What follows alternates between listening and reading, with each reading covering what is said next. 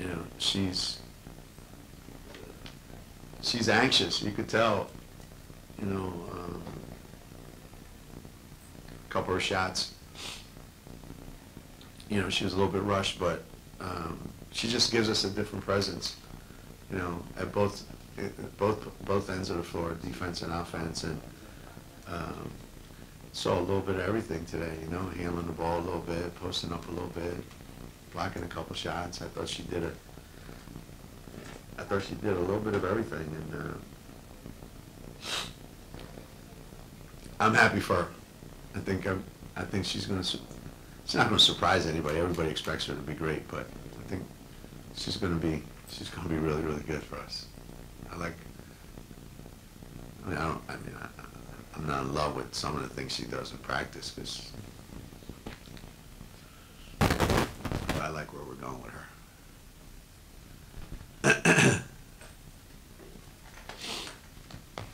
talked about the leg she brings with her and Gabby down there and Nisha. Yeah, I mean, obviously, it's a different look than we had last season, and she certainly is going to be, you know, difficult for teams to handle, because you know, you don't have a lot of players around the country that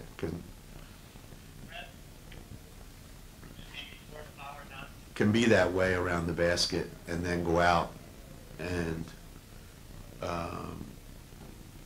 you know, and make a shot from the three-point line. And she's so mobile, you know. A couple of the shots that she blocked today were shots where she had to move to go get them, and that's, you know, that's the kind of stuff we used to have when Stewie was here, you know. I'm not saying she's going to be like Stewie, but we haven't, you know, last year we didn't have that presence in the lane, and gives us some versatility a little bit.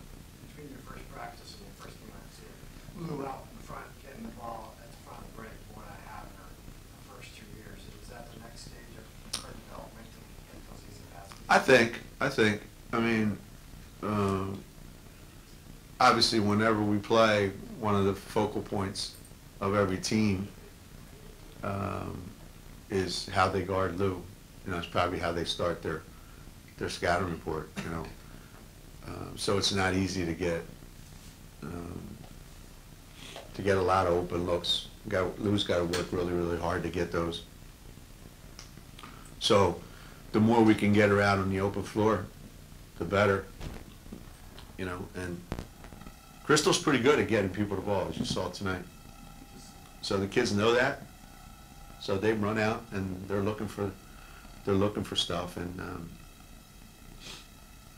yeah, Lou's not content right now. I think she's working really hard to add a lot of stuff to her game. It seemed like in the second half, your younger players, including Ashford, seemed more comfortable. Wasn't okay. I'm just getting Collier and Samson the ball. Yeah. And scored. That'll happen, and they'll look even better next weekend. You know, our next game we play Sunday, and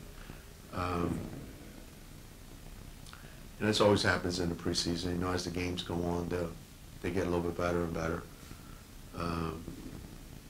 I think the only negative to trying to play a lot of players is your offense suffers. You can't possibly run good offense and get great shots every time down the floor and have any kind of, you know, flow to your offense when you try to play 10 players. You know, it just doesn't work. So until we get really comfortable with each other, it's going to take a little bit of time. Up there, she's moving around, she's walking around, and she looks great, but she hasn't practiced yet. We don't know yet. I guess she's going to see the doctor again. She saw him today, and next week, so it'll be at least another week. Probably not for the season Doesn't look that way right now, but I don't know. I don't know.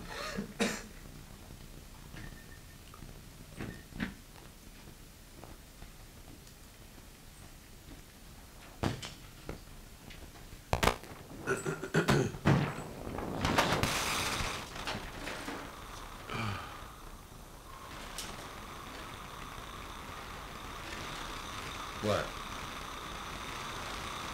We're almost done. Yeah, you guys are over there yapping with the players. I hope you got what you needed, because you're not getting anything from me, Carl.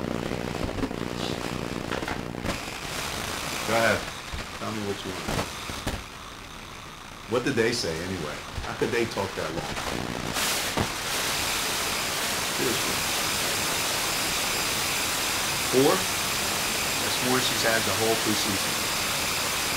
Don't go always exaggerating that. No, that's true. They got guys on the sideline that are watching the practice. Since October 15th, for the visitors, they were both in. I told them to be back last year. Today was the best day. She was good. She'll look even better on Sunday.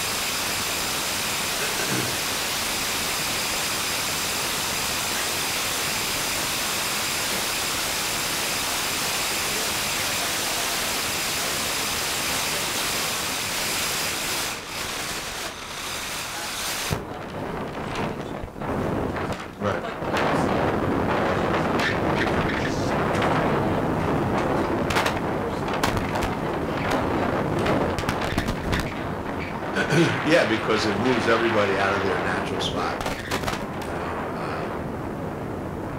We tried it in Italy, and it's uncomfortable, so they're going to have to get used to that at times.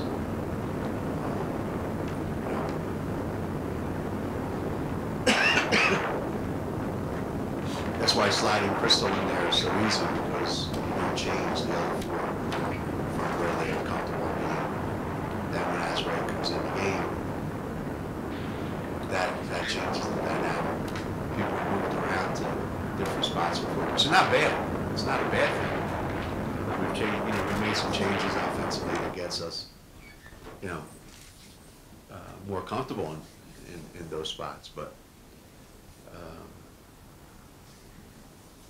yeah, that's why by the end of the season it's going to look really, really good. But early on, it's not going to be as easy. But Z's just so. I mean, she's, what's the word, comfortable. She's comfortable to play with, because she doesn't stand around and clog things up. She knows how to move without the ball. She stretches the defense. You could just stand her, outside the three-point line the whole game, and she would be a big help, even if she didn't shoot it, because you could play 4-on-4. That's one less defender that you got to worry about. So it's not like some big guys where once you get them out of the lane, nobody leaves. She's like having another guard out there. Sometimes I look out there and it seems like we're playing with 5 guards, the way she handled the ball tonight. When Kia started with Canada, she was a point guard. When they brought Langway in to play the point, she seemed to really spread her wings. Can you see that happening with Crystal? Crystal can take some of that ball handling stress off the Kia. She can just move to score more. Yeah. Yeah, I would say that's going to help Kia a little bit. The less that she has the ball in her hands, because her tendency is to be aggressive with the ball, and that's good and bad, and Crystal has more of a knack for it, I think even though Crystal's a little bit quicker and maybe can do some things, she's slower than Kia, which helps her. She's a little more patient. She's quicker than Kia, but she's slower than Kia, if you know what I mean. She lets things develop a little more. She's in a hurry to make a play.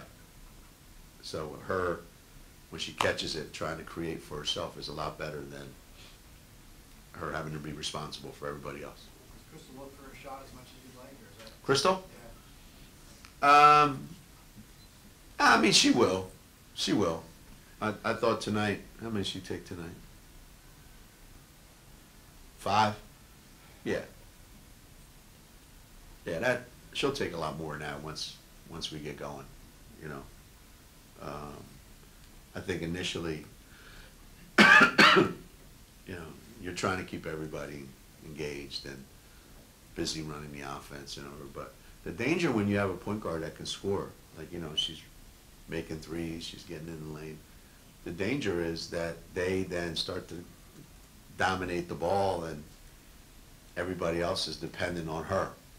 And we've generally not played like that.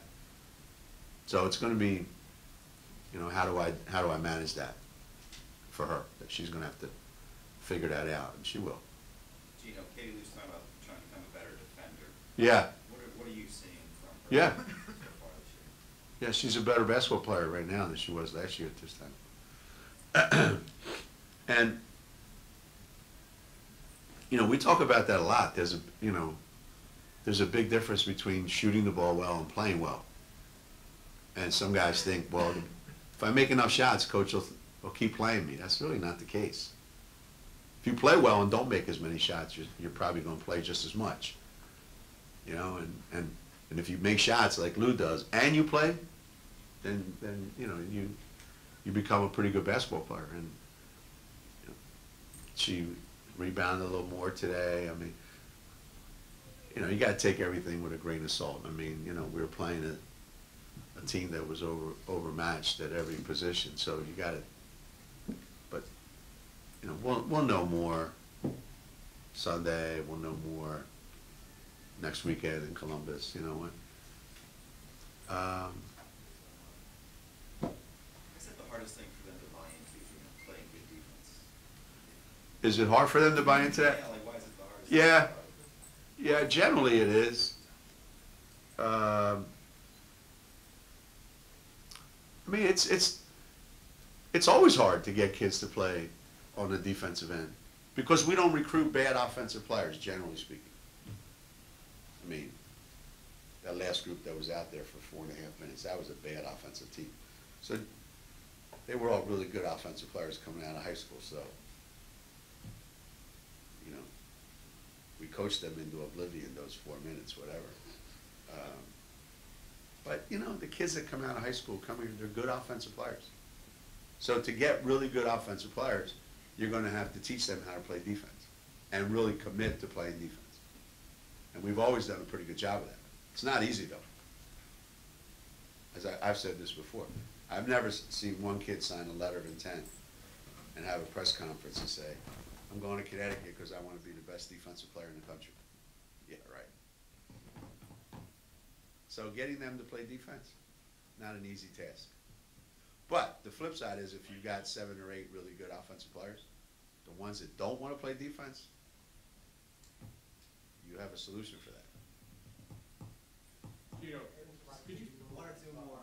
What? think about Katie Lou, I think Jim brought that up, we saw her in practice last week, there was a couple sequences, she beat players down the court, not by basket hanging or anything. Right. And I asked her that, you know, and she said the right thing about, you know, being comfortable that I could go a lot harder because I know if I need a couple to get a lot, Right. there's there. So leading up, is that gap between the 6 returnees and the 6 newcomers, not including Azure, closing it all, so where she should feel comfortable in that?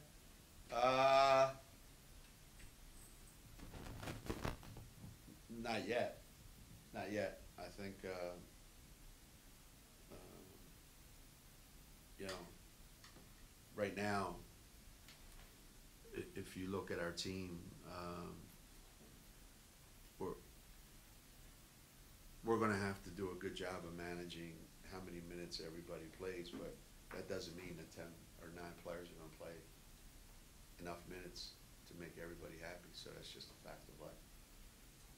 So how many minutes Lou played tonight?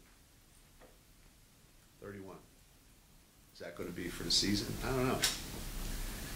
Because you want to have her out there, because when she's not out there, there's not as many shots going in, even though she didn't make any tonight. She made a lot of other stuff happen. So the more everybody gets comfortable offensively, I think the more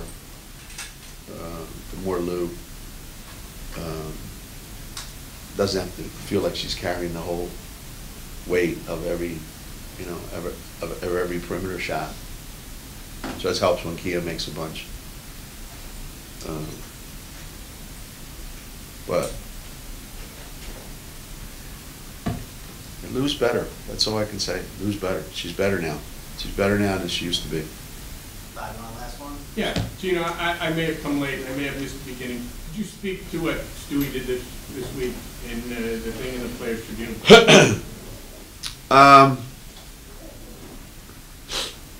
You know, when we talked about it, you know, a week or so before it was released, you know, and she let us know, she let a few of us know about it. You know, you don't really get the full picture. You don't really get the whole gist of everything till you read it. Then when you read it, it's different. It's different. It's pretty powerful, and you know,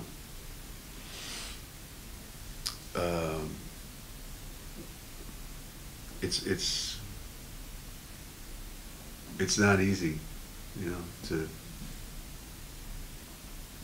Couldn't have been.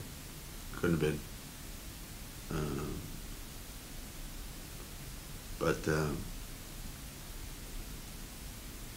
Stewie's grown up a lot in the last couple. I think she's, you know, senior year, but then when she left and was out on her own, and then living in China, and then being in Seattle, being kind of on her own, I think she finally felt like a grown-up and could talk about something that, you know, was very, very, very personal. And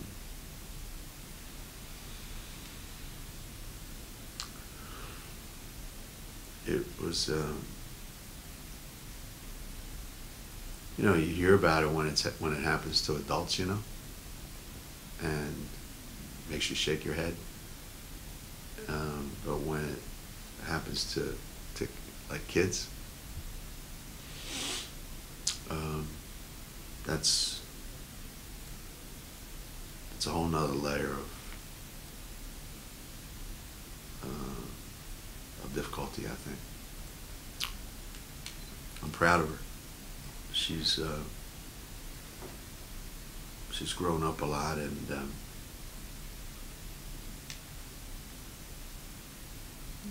she's going to be okay.